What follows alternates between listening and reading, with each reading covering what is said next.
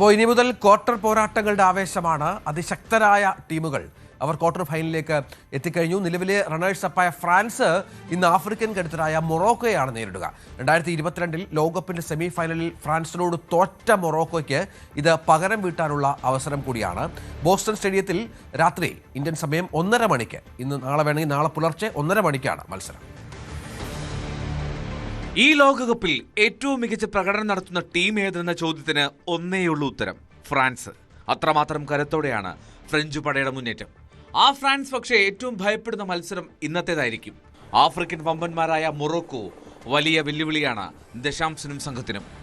ഗംഭീര പ്രതിരോധത്തിനൊപ്പം മികവുറ്റ ആക്രമണം കൂടി ചേരുന്നതാണ് മൊറോക്കോയുടെ കളി.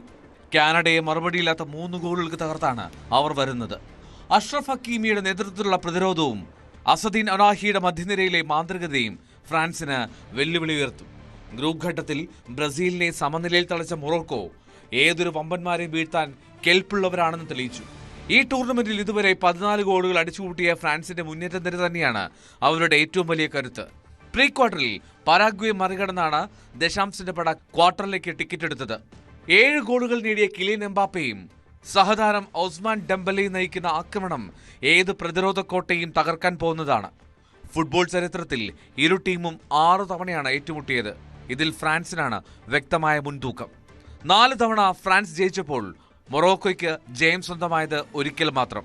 എന്നാൽ ഫുട്ബോൾ ആരാധകർ ഒരിക്കലും മറക്കാത്ത പോരാട്ടം നടന്നത് 2022 ഖത്തർ ലോകകപ്പിലാണ്.